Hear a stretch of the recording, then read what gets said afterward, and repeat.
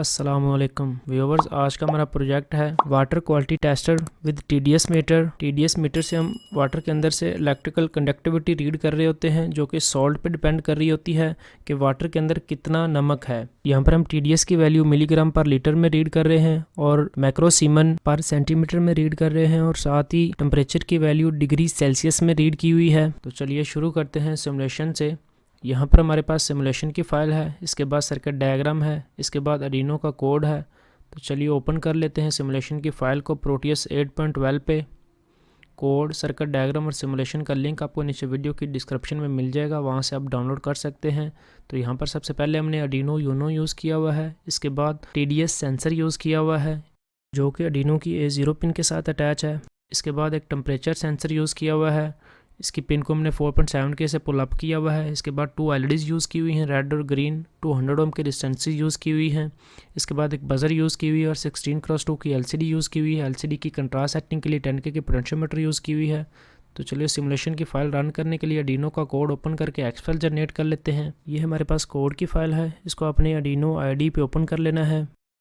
Code का overview आपको बाद में देता हूँ। टूल्स में जाके आपने बोर्ड सेलेक्ट कर लेना है, आर्डिनो यूनो। बोर्ड सेलेक्ट करने के बाद यहाँ से आपने कोड कंपाइल कर लेना है।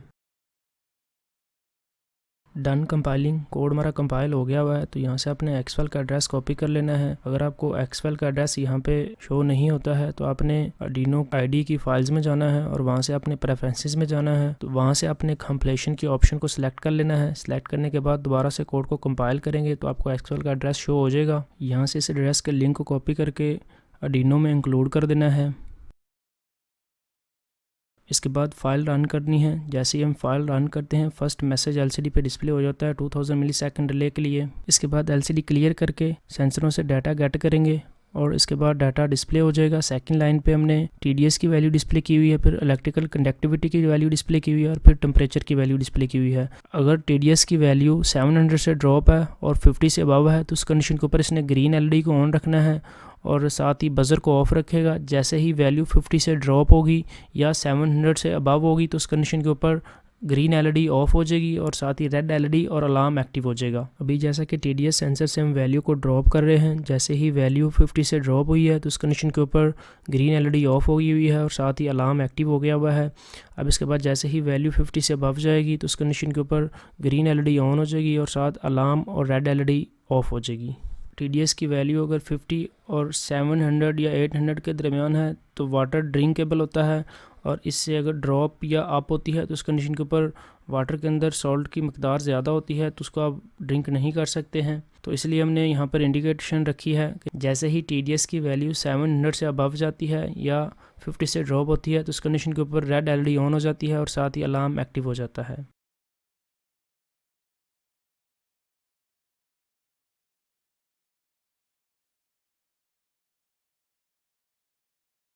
इलेक्ट्रिकल कंडक्टिविटी पे टेम्परेचर की वजह से भी इफ़ेक्ट पड़ रहा होता है, तो यहाँ पर हमने टेम्परेचर सेंसर भी यूज़ किया हुआ है। तो इसकी वैल्यू को भी इंक्रीज़ डिक्रीज़ करके टेस्ट कर लेते हैं।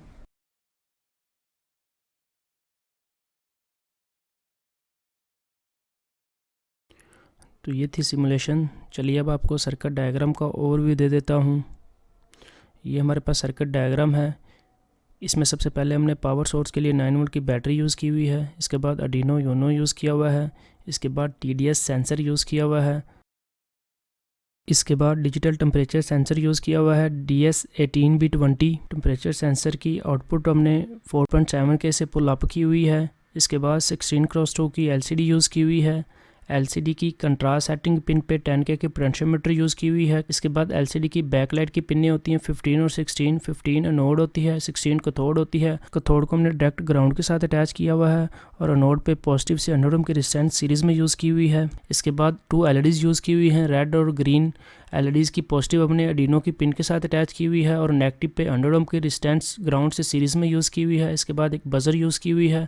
तो ये थी हमारी सर्किट डायग्राम। चलिए अब डायग्राम के मुताबिक हार्डवेयर ज्वाइन कर लेते हैं।